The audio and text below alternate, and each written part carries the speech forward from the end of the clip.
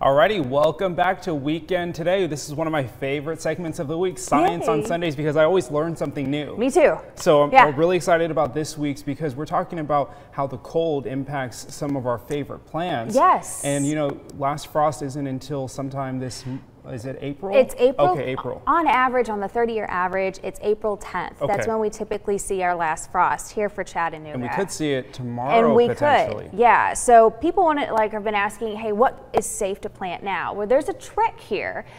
We have a maple leaf. This has all been in the freezer. We've got a maple leaf here, we've got a gardenia leaf here, we've got an aloe vera here, and then we have a canna leaf. So all different varieties. I put them in the freezer, and let's see if we can roll that video.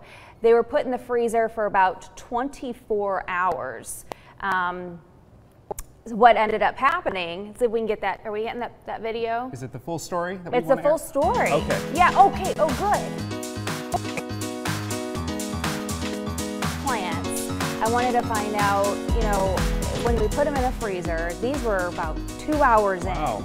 They started to, the maple started to get a little crust on it, and the canna there started to kind of turn in and kind of shrink. Okay. And the gardenia started to turn color. So, and the gardenia was a little bit more waxy. So there's two systems prevent water loss in a leaf. There's the stomata, which is basically the nucleus. It opens for moisture and closes to protect. And then the skin is the waxy cuticle. So the thicker the skin though, you can kind of think of it as a coat. Those are our coats. So the thicker the skin, the thicker that waxy skin, the more moisture it holds. And we were talking about this in the previous half hour. Well, yeah, you need moisture for anything to freeze. So if one of these plants has more moisture in it, it's going to freeze first. Gotcha. So a great way to do that, and roots near the soil soak up our rainfall quicker before evaporation. So something like a maple leaf, you know, there's hardly any wax on it. And a maple tree, those roots are so deep that it's you know, it takes time for a maple tree to get a lot of water.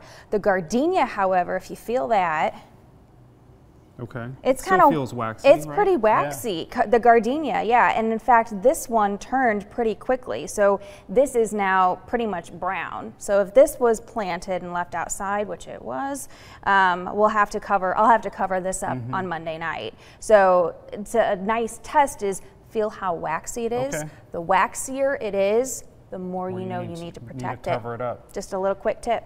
Wow, this is all really interesting stuff because we were just talking about in the commercial break, think of, you know, it's kind of funny to think that these were inside a freezer, you know, in your kitchen or whatever. It's but silly. It's kind of similar to what people might experience, your plants might experience outside when it's that cold. Yes, exactly. It's basically a large freezer.